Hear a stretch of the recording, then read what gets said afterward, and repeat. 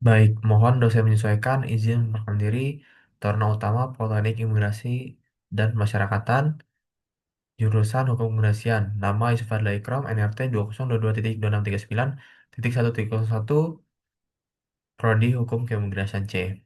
Baik, pada kesempatan kali ini saya akan menjelaskan mengenai desain penelitian yang telah saya pilih dan telah lebih lanjut, yang kemudian akan menjadi judul dari skripsi saya.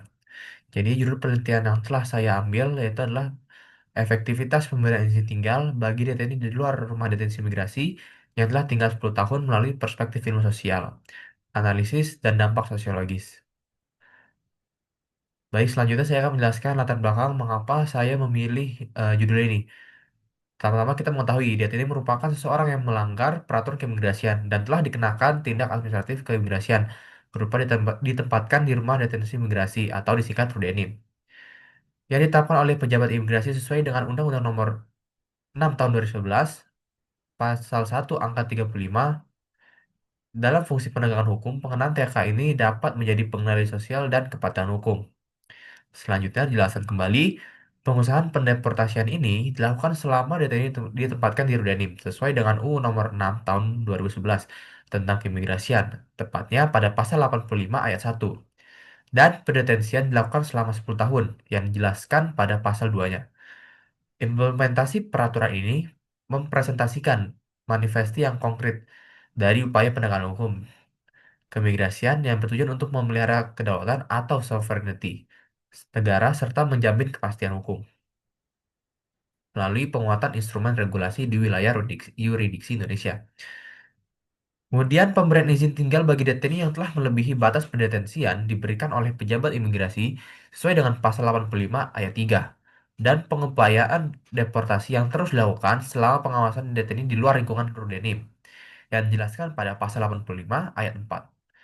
Kewajiban Detini dan pelaporan Detini selama berada di luar Udenim selanjutnya diatur dalam PP nomor 31 tahun 2013 yang selanjutnya ketentuan mengenai pengeluaran Detini dari rumah detensi imigrasi dan ketentuan pemberian izin tinggal di luar rumah detensi imigrasi diatur dalam Perdirjenim nomor IMI garis 0170.gr.03.01 tahun 2023.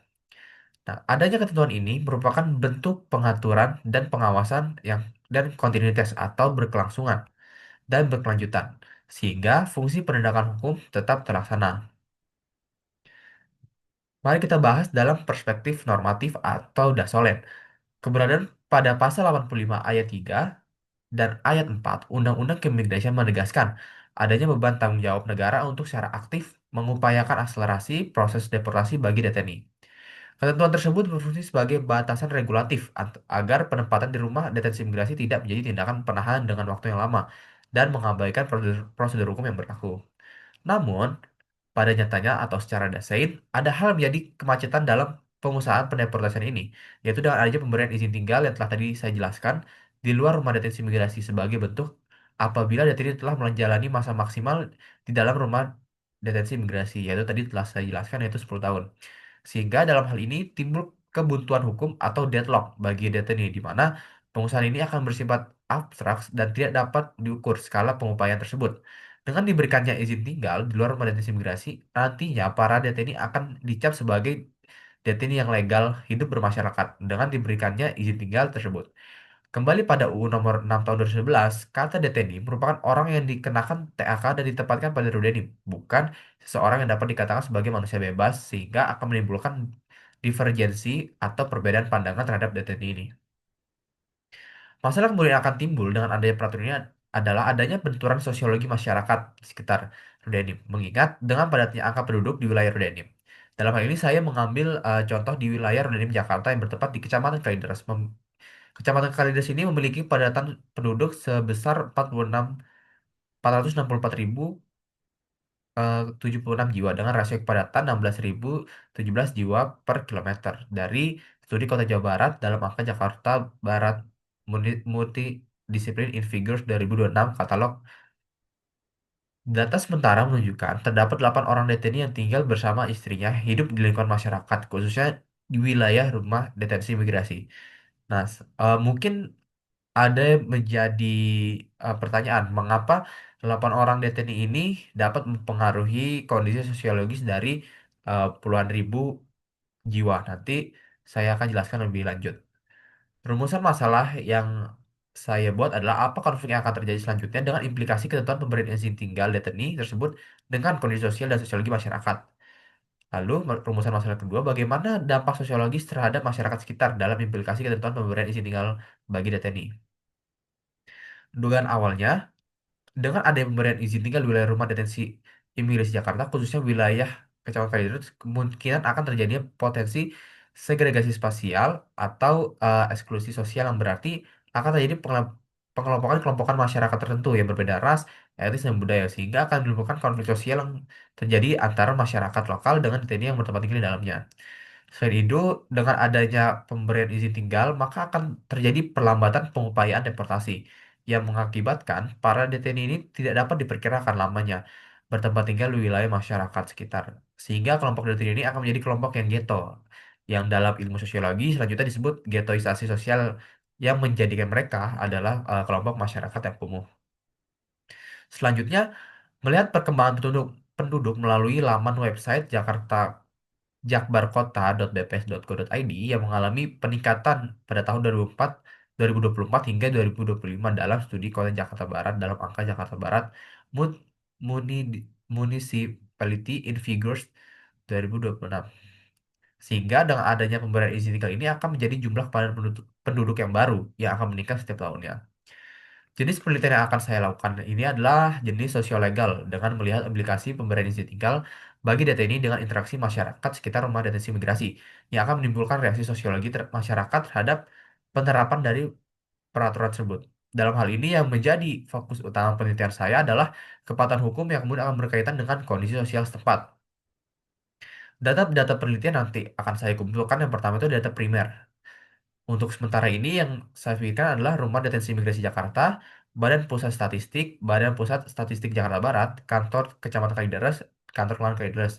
Data sekundernya adalah Undang-Undang Nomor 6 Tahun 2011, PP Nomor 31 Tahun 2013 tentang pelaksanaan Undang-Undang Nomor 6 Tahun 2011, per Dirjenim Nomor IMI garis 07 0170 titik GR titik 03 titik 01 tahun 2023. Statistik Kota Jakarta Barat dalam website jakbarkota.bps.go.id, Buku Kota Jakarta Barat dalam angka 2026 dan Buku Kecamatan Kalideres dalam angka 2024 dan Kecamatan Kalideres dalam angka 2025. Teori yang saya ambil di sini ada dua. Yang pertama, teori efektivitas hukum dari Suryono Sukanto. Dalam teorinya menyebutkan, keefektifan hukum dilihat sejauh mana hukum positif dapat mengubah atau membimbing perilaku masyarakat menjadi perilaku dalam penerapan keefektifan hukum dilihat dari lima faktor. Yang pertama, faktor hukumnya itu sendiri atau undang-undang. Kedua, faktor penegak hukum, yakni pihak-pihak yang membentuk maupun menerapkan hukum. Ketiga, faktor sarana atau fasilitas yang mendukung penegakan hukum. Keempat, faktor masyarakat, yakni lingkungan di mana hukum tersebut berlaku atau diterapkan. Yang kelima, faktor kebudayaan, yakni sebagai hasil karya, cipta, dan rasa yang didasarkan pada karsa manusia di dalam pergaulan hidup. Yang kedua adalah teori stigma dari Erving Goffman. Goffman mendefinisikan stigma sebagai sebuah atribut yang sangat mendiskreditkan atau deeply discrediting yang mengubah seseorang dari orang yang biasa dan utuh menjadi orang cacat atau tercemar di mata masyarakat. Terdapat tiga jenis stigma menurut Goffman, yaitu pertama, kekurangan fisik atau cacat fisik dan deformitas. Cacat karakter individual, persepsi tentang mentalitas yang lemah, kecanduan atau riwayat kriminal. Lalu stigma kesukuan atau kelompok yang diturunkan melalui ras, bangsa, atau agama. Temuan penelitian dengan melihat interaksi sosial masyarakat sekitar dengan adanya ketentuan pemberian izin tinggal bagi data ini di luar Rodenim sesuai dengan ketentuan pasal 85 ayat 3, peneliti dapat merumuskan keefektifan ketentuan tersebut dengan melihat indikator kepaduan hukum dan timbal balik sosial yang ada pada masyarakat sekitar. Dengan adanya implikasi ketentuan tersebut di tengah kehidupan sosial dan sosiologi masyarakat, penelitian ini menghubungkan disiplin hukum keimigrasian dengan kacamata hukum dalam perspektif ilmu sosial. Jadi kesimpulannya adalah mengapa saya akhirnya mengambil judul ini karena saya ingin melihat keefektifan pemberian izin tinggal ini, pemberian izin tinggal 10 tahun bagi data ini dalam perspektif ilmu sosial. Karena yang telah tadi saya jelaskan pasti ada pertanyaan mengapa nantinya saya harus meneliti efek dari dampak dari 8 orang ini yang bertemu dengan puluhan ribu orang karena eh, menurut saya setiap potensi itu pasti ada angkanya dan pastinya ada yang namanya pergesekan di dalamnya. Maka tujuan dari saya mengambil judul ini adalah untuk mencegah potensi bahaya laten atau yang tidak terlihat. Mungkin dari 8 orang ini kita tidak sadari bahwa nantinya kejadian pergesekan dalam masyarakat ini akan terus berulang. Mungkin sekarang angkanya kecil, namun kita tidak tahu ke depannya apakah angka tersebut akan menjadi besar atau tidak. Makanya melalui judul ini saya akan melihat efektivitas pemberian izin tinggal ini, yang kemudian akan saya tuangkan dalam tulisan saya terkait potensi-potensi fenomena sosiologis dalam masyarakat dengan pemberian izin tinggal bagi DTNI ini. Karena kita melihat bahwa pemberian izin tinggal bagi DTNI ini tidak hanya berfokus pada normatif atau aturan saja, namun juga bersinggungan dengan kepentingan masyarakat luas atau dampak dalam masyarakat. Mungkin sekian yang dapat saya paparkan. Tentunya desain penelitian ini masih dalam tahap saya pengembangan lebih lanjut dalam skripsi saya. Semoga penelitian saya menjadi bermanfaat selanjutnya dan bisa menjadikan ilmu bagi orang banyak. Sekian yang dapat saya sampaikan. Kurang lebihnya mohon maaf. Wassalamualaikum warahmatullahi wabarakatuh.